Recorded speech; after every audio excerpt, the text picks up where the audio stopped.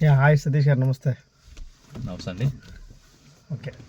సతీష్ గారు, మీరు మంచి మీ ఊరు నుండి ఒక గవర్నమెంట్ జాబ్లో జాయిన్ అయ్యి ఒక యువతకి మీరు స్ఫూర్తిగా ఉన్నారు.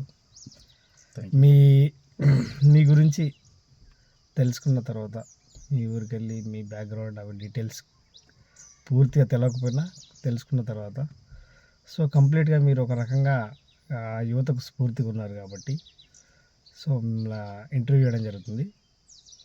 సో కొంచెం మీ ఫ్యామిలీ బ్యాక్గ్రౌండ్, మీరు ఎక్కడ, మీ చదువు ఏంటి, మీ అమ్మ నాన్నలు ఏంటి, అసలు మీరు ఎక్కడ మీ లైఫ్ జర్నీ స్టార్ట్ చేశారు, ఏ హాస్టల్లో చదువుకున్నారు, కొంచెం బ్రీఫ్ చెప్పండి, బ్రీఫ్ ఇవ్వండి. మాది పాత కరీంనగర్ జిల్లా మాధవి మండలం అన్నరం గ్రామం. మాది అమ్మ నాన్నలు వ్యవసాయ కూలీలు. మేము ముగ్గురు అన్నదమ్ములం, ఒక చెల్ల. మేము నా ఫస్ట్ నుంచి 4th వరకు అన్నరం చదువుకున్నాను మా గ్రామంలో. మా మండలంలో 4th నుంచి 10th వరకు అక్కడ చదువుకున్నాను. ఇంటర్మీడియట్ మంతని, డిగ్రీ గోదకని, పీజీ హన్మకొండ ఇక్కడ చదువుకుంటుంది. చదువుకున్న టైంలోనే కొంచెం ఆర్మీ అంటే కొంచెం ఇంట్రెస్ట్ ఉండి ఆ రూట్కి వెళ్ళడం జరిగింది. మా ఫ్రెండ్ శంకర్ సహకారంతో కొంచెం అవేర్నెస్, కొంచెం గ్రామ పంచాయతీ కానీ ఆయన చేయాలని కొంచెం కృషి ఆయనకు బాగా ఉండే. అందరి సహకారంతో కొంచెం మెల్లమెల్లగా ప్రయాణించడం జరిగింది. ఓకే. సో ఇప్పుడు చెప్పండి, మేజర్గా మిమ్మల్ని స్టడీ చేసినప్పుడు మీరు ఏ హాస్టల్లోనే మీ చదువు కంటిన్యూ అయినట్టుగా తెలిసింది. అసలు ఎలా, అంటే మీ హాస్టల్ జీవితాన్ని మీద ఒక చిన్న మాటలో క్లుప్తంగా హాస్టల్ జీవితం ఎలా ఉంటుంది, అక్కడ సమస్యలు ఎలా ఉంటాయి, అసలు ఎందుకు మీరు హాస్టల్ వెళ్ళాల్సి వచ్చింది, దానికి ఉన్న స్థితిగతులు ఏంటి అనేది కొంచెం మీ మాటలో. అయితే మాది గ్రామ పంచాయతీలో 1 to 4 చదువుకున్నాను. తర్వాత మల్లీబడి అని ఒకటి కొత్త స్కీమ్ పెట్టారు గవర్నమెంట్ అప్పుడు 1999 ఆ టైంలో. అది అంటే విలేజ్లో ఎవరైతే నిరుద్యోగుల పిల్లలు పేదవాళ్ళ పిల్లలు ఎవరైనా ఉంటారో వాళ్ళకు తీసుకొని మల్లీబడి అని కొంచెం అప్పుడు పెట్టడం జరిగింది. అందులోనే చాలామంది వెళ్తుంటే మేము కూడా ఒక 40 మెంబర్స్ గ్రామ పంచాయతీ నుంచి వెళ్ళడం జరిగింది. అందులో నేను ఒకరిని. హాస్టల్ అంటే government hostel, SC hostel Mahadevpur. అప్పుడు మా చిన్నప్పటి నుంచి కొంచెం ఫుడ్ కొంచెం కష్టం ఉండేది. అది మాకు ఒక ప్రసాదం లేక దేవుడు ఇచ్చిన గవర్నమెంట్ మాకు చాలా బాగా చూసుకుంటారు. గవర్నమెంట్ హాస్టల్ అంటే నార్మల్గా ఉండదు, అన్ని రకాలుగా సదుపాయాలు ఉంటాయి. కొంతమందికి నచ్చకపోవచ్చు. గవర్నమెంట్ హాస్టల్ నా దృష్టిలో అయితే ఒక మంచిది, ఒక దేవాలయం లాంటిది అది నాకు తెలిసి. ఓకే. అంటే దీన్ని బట్టి మీరు అనుకోకుండా అన్ఎక్స్పెక్టెడ్గా బట్ ఏదో రిక్వైర్మెంట్ ప్రకారం మీరు హాస్టల్కి వెళ్ళడం జరిగింది. ఓకే. సో ఎలా మీరు హాస్టల్కి వెళ్ళిన తర్వాత మీ చదువుని ఎలా కంటిన్యూ చేయడం జరిగింది, ఆ చదువుతో తర్వాత మీరు ఎలా ఇంటర్, డిగ్రీ, గ్రాడ్యుయేషన్స్ దాకా వెళ్ళి ఇప్పుడు ఈ స్థాయి అంటే ప్రజెంట్ ఉన్న పొజిషన్కి రావడం జరిగింది. సో దాని మీద మీరు ఎలాంటి, అంటే మీరు చేసిన ఏదైతే లైఫ్ స్టైల్ ఉందో దాంట్లో మీరు ఎన్ని కష్టాలు పడ్డారు, ఏ విధంగా మీరు ఈరోజు ఒక 1,00,000 రూపాయలు సంపాదించి మీ స్థాయిలో మీరు కొంతమంది యువతకు స్ఫూర్తిగా నిలబడే స్థాయికి వచ్చారు, అంటే ఎన్ని కష్టాలు అనుభవించారు ఈ జర్నీ లైఫ్లో మీరు బేసిక్గా. నాకు బాగా గుర్తున్నది ఒకటి. చిన్నగా ఉన్నప్పుడు నేను మాధేపూర్ హాస్టల్లో చదువుకున్నప్పుడు ఒక పెద్ద ఇన్సిడెంట్ జరిగింది. ఓకే. అప్పుడు 2000 అనుకుంటే ఏదు మేబీ. ఆ టైంలో మాకు చిన్నగా ఉన్నప్పుడు ఆ హాస్టల్లో మంచిగా ఫుడ్ బాగుండేది. ఇంటికి వచ్చినాం ఒకసారి, మా అన్నయ్య నేను ఒకసారి హాస్టల్లో ఉన్నప్పుడు వచ్చినాం. అప్పుడు కొంచెం అన్నానికి చాలా కష్టం ఉండే. అప్పుడు రైస్ దొరకకపోయేది.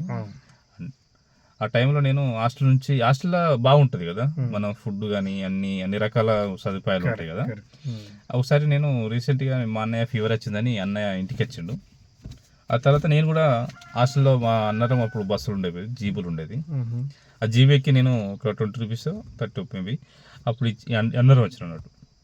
అయితే మా అన్నయ్య వచ్చిన తర్వాత మా కూలికి వెళ్ళిపోయారు, పనికి వెళ్ళిపోయారు మా వాళ్ళు. నేనే ఇంటికి వచ్చి ఈవినింగ్ 4:30 వరకు వచ్చే వరకు మా అన్నయ్య చూసి నువ్వు వెళ్ళిపో. ఎందుకు వెళ్ళిపో, నువ్వు హాస్టల్కి వెళ్ళిపో. ఎందుకంటే ఇంటికాడ రైస్ లేవు, అన్నం లేదు, ఓకే. ఇక్కడ చాలా కష్టం ఉన్నది, నువ్వు వెళ్ళి హాస్టల్లో వెళ్ళి ఆనే తినుకుంటా చదువుకో బాగుంటుంది అని చెప్పాను. ఆ రోజు నాకు అర్థమైపోయింది అసలు అంటే ఇంటికాడ ఎంత దీనస్థితిలో ఉన్నారు మా అమ్మ నాన్న, మేము ఎట్లా ఉన్నాము. అది కొంచెం అది మైండ్లో గట్టి పడ్డది అది. నాకు లీవ్ మామూలుగా సంక్రాంతి హాలిడేస్ కానీ దసరా హాలిడేస్ వచ్చినప్పుడు కూడా ఇంటికి వెళ్ళాలంటే కొంచెం మనసు ఒప్పకపోయేది హాస్టల్లో. ఎందుకంటే మనం ఇప్పటికీ ఒక 2 నెలలు ఉంటాం వచ్చి ఇంటికాడ, మొత్తం లైఫ్ అంతా హాస్టలే కదా. అక్కడ ఫ్రెండ్స్ కానీ అక్కడ వాతావరణం కానీ స్కూల్స్ కానీ అది నాకు బాగా నచ్చేది. మళ్ళీ ఇంటికి వస్తే తెలుసు కదా మన ఇంటికాడ జీవన విధానం ఎలా ఉంటుంది. అంత మనం పెద్ద కుటుంబం కాదు కదా, ఉన్న కుటుంబం కాదు, రైతు కూలీల కుటుంబం కుటుంబం కాబట్టి కూలీ చేస్తేనే మనకు ఫుడ్ అమ్మ నాన్న, మళ్ళీ మేము నలుగురం వాళ్ళందరినీ చదివియాలి, వాళ్ళకి అన్నం పెట్టాలి. ఇప్పుడు చూస్తున్నాం కదా ఎంత ఇబ్బంది అవుతుంది. ఆ రోజులో అంత చేసి మనకు కష్టపడి హాస్టల్ లైఫ్ అంటే మస్తు ఉంటుంది. అంటే నచ్చడానికి సూపర్, అనుభవించడానికి సూపర్. ఎందుకంటే హాస్టల్ లైఫ్లో అందరు ఉంటారు, స్కూల్ ఫ్రెండ్స్ ఉంటారు, హాస్టల్ ఫ్రెండ్స్ ఇద్దరు ఉంటారు. కాబట్టి ఈ ఇది ఇటు నలుగురు అటు నలుగురు అట్లా వెళ్ళిపోతుంది.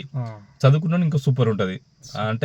అంటే మా క్లాస్లో 100 మెంబర్స్ ఉండే, అట్లా ఫుల్ టైం పాస్ మంచిగా అట్లా ఆటోమేటిక్గా 10th మహాదేవ్పూర్ అయిపోయింది, ఇంటర్మీడియట్ మంతిన్ అయిపోయింది.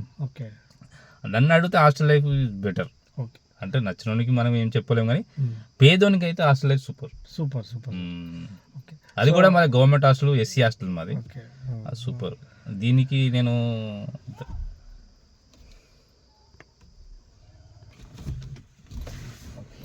సతీష్ గారు, మీరు ఒక చాలా అద్భుతమైన హార్ట్ టచింగ్ ఇన్ఫర్మేషన్ అంటే మీ లైఫ్లో ఫేస్ చేసినటువంటి ఇష్యూస్ చెప్పారు. సో అది చాలా హార్ట్ఫుల్గా ఉంది. బట్ ఇప్పుడు మీరు ఎంతో స్ఫూర్తిగా తీసుకొని ఎదిగారు. దానితో పాటు నెక్స్ట్ క్వశ్చన్ ఏంటంటే, ఒక సింపుల్ అండ్ చిన్న విషయం. ఇప్పుడు మీరు ఇంత మంచి స్థాయిలో మిమ్మల్ని మీరు మేనేజ్ చేసుకునే కెపాసిటీలో ఉన్నారు కాబట్టి, మీరు అసలు మీ ఊరి యువతకు మీరిచ్చే సందేశం ఏంటి? ప్లస్ నా అబ్జర్వేషన్ ప్రకారం మీ యువత మందుకు దగ్గరగా, కళ్ళకు దగ్గరగా, చదువుకు దూరంగా ఉన్న పరిస్థితులు మీ SC ST దళిత వర్గాల్లో చాలా ఎక్కువగా ఉన్నాయి. సో దానికి మీరు మీ అభిప్రాయం, మీ ఊరి వ్యక్తిగా ఏమి మీ సూచన ఇస్తారు యువతకి కానీ ఊరికి ప్రజలకు కానీ?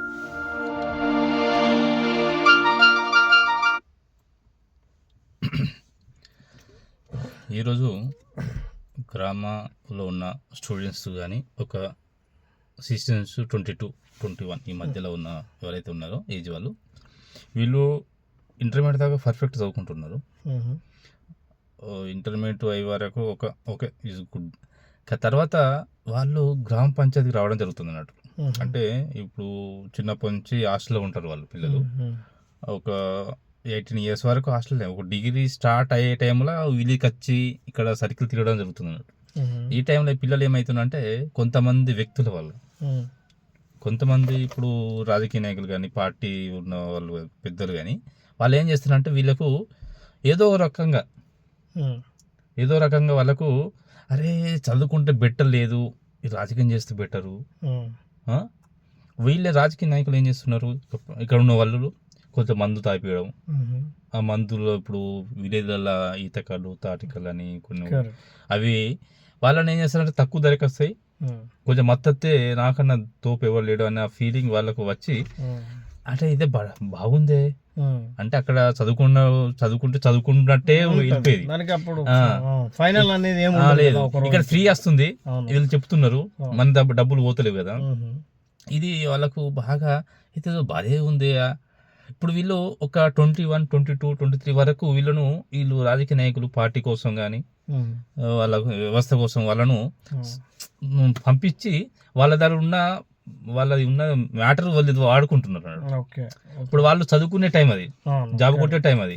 ఆ టైంను వీళ్ళు వాడుకొని వీళ్ళు ఎంతో డబ్బు ఇచ్చో బండి తీసుకొని కార్ ఇచ్చో తిరుగురా వెనక తిరుగురా అని వాడుకొని తర్వాత 20-23 వచ్చినాక వాడి బయటికి పోతే వానికి జాబ్ రాదు ఏం లేదు. ఎందుకంటే ఏజ్ అంతా ఒక 3-4 years ఇక్కడనే అయిపోయింది, డిగ్రీ ఏజ్ అంతా ఇక్కడనే అయిపోయింది. కాబట్టి ఇక్కడనే వీళ్ళతో ఉండడం కానీ వీళ్ళతో మాట్లాడడం కానీ ఈ అబ్బాయి అమ్మ అంత ఉందితోనే తోటకూర అన్నట్టు వెళ్ళిపోతారు అన్నట్టు.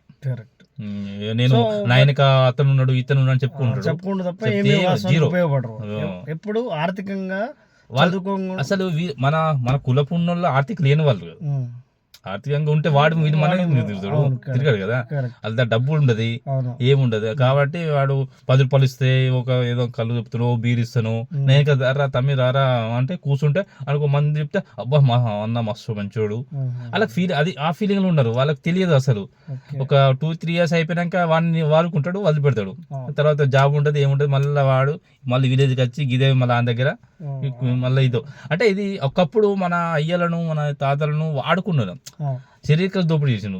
ఇలా ఆర్థిక దోపిడీ చేస్తున్నారు, మానసికంగా దోపిడీ చేస్తున్నాడు. మందు, ఓన్లీ మందు చెప్పి. సూపర్ సూపర్ అండి, నిజంగా చాలా అద్భుతమైన పాయింట్ చెప్పారు. సో ఎప్పుడైతే మన ముత్తాతలు వాళ్ళు ఉన్నారో శారీరకంగా వాడుకుంటే, ఇప్పుడున్న పొలిటీషియన్స్ ఏదో ఒక మానసికంగా ద్రోహం, ఇండైరెక్ట్ గా మానసికంగా. అది కరెక్ట్. ఈ టైంలో అలాంటి కండిషన్స్ లేవు అనుకుంటున్నాను. ఉన్నాయండి? ఉన్నాయి కానీ ఎంతలో ఉండాలనో అంతలో మేము వాళ్ళకు అంటే ఇచ్చేది టైం ఇచ్చేది, కానీ అది మా ఫ్రీ టైం ఇచ్చేది అన్నమాట. ఇంకొకటి ఏంటంటే మందు మానేసి అన్నారు కదా మీరు, అది దానికి ముఖ్య కారణం అమ్మ నాన్నబ్బా. వాళ్ళు ఎందుకంటే మేము చిన్నగా ఉన్నప్పుడు ఇట్లా బయటికి పోతున్నా, ఇప్పుడు చెరువు కట్టకు ఈత పోతున్నా అంటే దండి కొట్టేది మా అమ్మ నాన్న. ఇప్పుడు కళ్ళు ఇట్లా తాగినా ఫుల్ కొట్టేది. అలాంటి సిచ్యువేషన్ ఇప్పుడు అమ్మ నాన్నలు కనిపిస్తలేదు. అంటే మెయిన్ కారణం అమ్మ నాన్నలు పాయింట్ ఒకటి. తర్వాత సెకండ్ వర్షన్ అంటే మా చిన్నగా ఉన్నప్పుడు ఈవినింగ్ 6 అయితే మా డాడీ కర్ర పట్టుకొని తిరిగేది. ఎవరింటికి ఉన్నాడు, నేను చిన్నగా ఉన్నప్పుడు ఒకటి అన్నారంలో మేరకి స్టై ఉండేది, అదింటికి టీవీకి చూడడానికి పోయేదంట ఈవినింగ్ టైం. పోయినప్పుడు 6-7 అయితే మా డాడీ మా బాపు చూసుకొని ఉరికొచ్చేదన్నాడు. ఎక్కడ ఉన్నాడు ఎవరంటే పలానా దుకాణం మేరకి స్టే ఉంటాడు, వాళ్ళ ఇంట్లో ఖచ్చితంగా ఒక టీవీ ఉంటుంది, ఆ టీవీలో కూర్చుంటూ ఉంటారు పిల్లలు, మా ఊరు వాళ్ళందరూ వాళ్ళ ఇంటి కాడ చూసుకుంటున్నాడు. అక్కడ వస్తే అక్కడ మేమే ఉండేదాడు మా అన్నయ్య నేను. అరే ఎవరో ఒకటి చెప్పారు మీ బాప వచ్చిర్రా అంటే మెల్ల లేచి ఆ ఊరికి ఇంటికి వచ్చేది అన్నాడు. ఆ భయం ఉన్నది. ఇప్పుడున్న పిల్లలకు ఆ భయం లేదు. ఈ స్మార్ట్ ఫోన్లు వచ్చినాయి, అన్ని చూడడం జరుగుతుంది. మళ్ళీ రాజకీయ నాయకులు చెప్పే సొల్లు కబుర్లు వినుకుంటా వాళ్ళ టైం అంతా చేస్తాడు అంటే వాడు జీరో.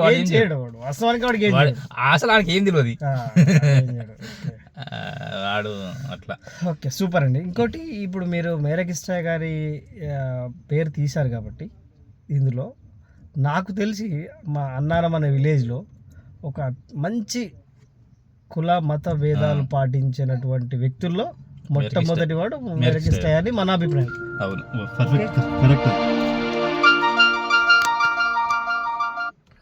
సో అలాంటి మేరకిస్టా గారు రియల్గా నాకు చిన్నతనంలో కానీ మీరు ఎదుగుతున్న సమయంలో కానీ ఒక దళితులను, ఒక ఎస్సీ ఎస్టీ కుటుంబాలని నడి ఇంట్లో కూర్చున్నబెట్టుకొని టీవీ చూపించగలిగిన వ్యక్తుల్లో మేరకిస్టా గారు నిజంగా ఆయనను ప్రశంసించాల్సిందే. ఆయన సన్మానం చేయాలి అసలు. ఆయన ఒక అంబేద్కర్ వాది అసలు. ఎంత అంటే ఆయన ఆ రోజులలో ఒక ఎంత ఇబ్బంది ఉంటే వాళ్ళ ఇంటికి పోతే బయట అక్కడ ఎక్కడ కూర్చోబెట్టారు. అలాంటిది అరే రండి టైం కూర్చోండి ఇంటి ముందు ఆడ లోపల టీవీ పక్క ఇంట్లో కూర్చోబెట్టి, అది మీ ఊర్లో ఉన్న ఒక గొప్ప వ్యక్తుల్లో ఆయన ఒకడు 100% ఇవ్వచ్చు. ఆ క్రెడిట్ ఆయనకే పోతుంది, ఎవరికి అసలు ఇవ్వము. మనం చూసిన మనం చిన్నప్పుడు టీవీలకు పోయినా ఎవరి ఇంట్లో పోయినా వాళ్ళ ఇంటి బయట కూర్చునే పొజిషన్ ఉన్నది. సో ఒకే ఒక్కడు మంచి వ్యక్తి. సో ఆయన నడింట్లో పడుకొని కూడా పడుకొని టాయిలెట్ పోసిన రోజులు కూడా ఉండుంటాయి, మనకు తెలియకపోవచ్చు, కానీ అవకాశం అయితే ఉంది నాకు తెలిసి. అసలు ఆ రోజులలో కొంతమంది అనేది కదా, వీళ్ళు స్నానం చేసుకోరు, స్నానం చేయరు, వీళ్ళు కరెక్ట్ ఉండరు, మళ్ళీ మంచి బట్టలు. మనకు తెలిసినప్పుడే మనం టీవీలలో పోయినప్పుడు వాళ్ళ ఇంటి బయట కూర్చుండబెట్టిన రోజులు చాలా ఉన్నాయి. ఎగ్జాంపుల్ స్టార్టింగ్ లో ఈ మన అంటే వాళ్ళ గమ్ములు అంటారు కదా, గమ్ములు వెనక ఇట్లా కూర్చునేది. మెల్ల కొంచెం ఆయనకు పరిచయం అవుతాను కదా మనం, పలానా ఆయన కొడుకు పలానా ఈయన కొడుకు అనే వల్ల మెల్ల టీవీ దగ్గరికి పోతున్నాడు. రియల్ గా చాలా అద్భుతం అండి. నాకు తెలిసి మన 95 to 2004 ఆ టైం వరకు వాళ్ళు చాలా వరకు కష్టం. వాళ్ళు ఏమీ చేయకపోయినా but they did good job. Is very very perfect person మన ఊర్లో. ఆయన చాలా అద్భుతంగా పనిచేశాడు. థ్యాంక్స్ అండి. ఇంకొకటి అదేవిధంగా ఇంకా మీరు యువత గురించి మాట్లాడారు, మీ చదువు, మీ ఫ్యామిలీ బ్యాక్గ్రౌండ్, మీరు పడ్డ కష్టాలు మాట్లాడారు. ఇప్పుడు ఏంటి సమాజానికి మీ వంతు మీరు ఏంటి అంటే మీ ప్లాన్డ్గా అంటే మీ ఫ్యూచర్లో ఏం చేయాలనుకుంటున్నారు? రాజకీయాలకు గట్రా రావాలనుకుంటున్నారా? రాజకీయాలకు వస్తే ఎలా రావాలనుకుంటున్నారు? వస్తారా రారా? ఓకే. సో మీరు బేసిక్గా మీ ఏంటి మీ ఊరికి మీరు ఇచ్చే మేజర్ సలహా ఏంటి? శంకర్ గారు దాని గురించి నాకు ఇప్పుడు అంత లేదు. దాన్ని ఇంకా ఫ్యూచర్లో నీకు తెలియజేస్తాను. థ్యాంక్ యూ అండి. ఓకే. ఇంకా మేజర్గా థ్యాంక్ యూ సార్. మీ గురించి మీ ఫ్యామిలీ బ్యాక్గ్రౌండ్, మీరు పడ్డ కష్టము, మీరు అనుభవించిన కులం సమస్య, ఏ వ్యక్తి మీకు అంటే అండగా కొంత తోడుగా ఉన్నారు, ఓకే, అవన్నీ విషయాలు చెప్తూ సో ఒక చిన్న మేజర్ ఇష్యూని నేను హైలైట్ చేయదలుచుకున్నాను. ఇంకా 2-3 మినిట్స్లలో కులం అసలు మీరు ఏమైనా ఫేస్ చేశారా? కులం అంటే మీరు చదువుకొని ఈరోజు మంచి ₹1,00,000 సంపాదించి కార్లో తిరిగే స్థాయిలో ఉన్నారు, ఓకే. బట్ మీరు మీ అభిప్రాయం ఏంటి కులం పైన? మీ అభిప్రాయం ఏంటి? మీరు ఎలా ఫేస్ చేశారు? ఒక 2 చిన్న మాటల్లో క్లుప్తంగా క్లోజ్ చేయండి. ఆ రోజులైనా ఈ రోజులైనా కులం గురించి చెప్పాలంటే ఒక 2-3 పేజీలు పడుతుంది. ఎందుకంటే కులం, నేను ఎస్సీ మాది కులస్తుంది. నేను ఈ కులం చాలా ఎక్కడైనా కానీ ఆ కులం నన్ను కొంచెం ఎదగనీయకుండా చేసిందని అనుకుంటాను నేను అప్పుడప్పుడు. ఆ కులం ఏంటంటే ఎస్సీ అనగానే ఏదో అంటే అప్పుడు నుంచి ఉంది, అంటరని ఉంది, కానీ ఇప్పుడు కూడా అది ఉంది. ఏదో రకంగా మనకు ఇంపాక్ట్ పడుతుంది అది. ఇంకొకటి అన్నారంలో కులము తక్కువ. అన్నారం గ్రామ పంచాయతీ అంటే అన్ని గ్రామ పంచాయతీలు నేను చూసా.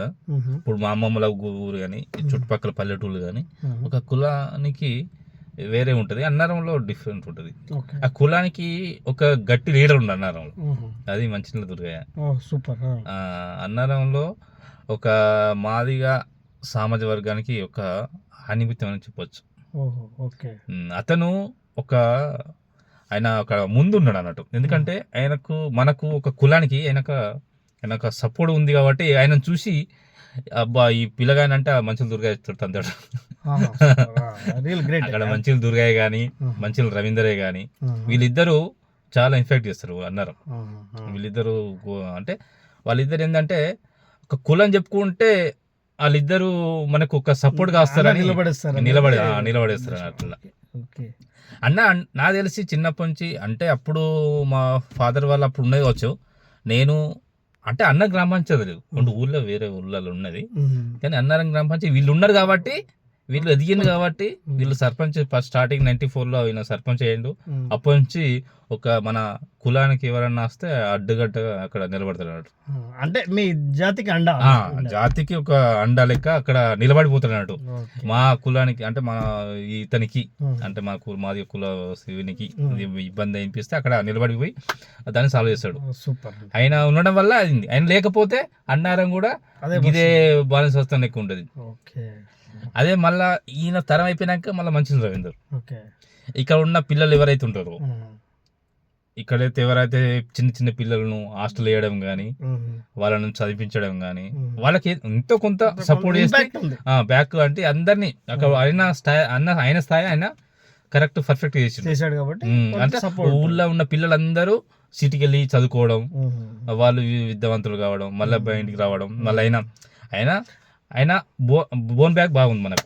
ఎందుకంటే ఇప్పుడు మంచిర్ల దుర్గయ్య గారితో పాటు ఏదైతే 90 మంచిర్ల దుర్గయ్యతో పాటు సో మీరు చదువుకునే సమయానికి మీ ముందు చదువుకున్న మంచిర్ల రవీందర్ కూడా మీకు ఎంతో కొంత తోడున్నాడు అనేది, చదువులో కానీ ఏ సమస్యలో కానీ తోడున్నాడు అనేది మీ అభిప్రాయం.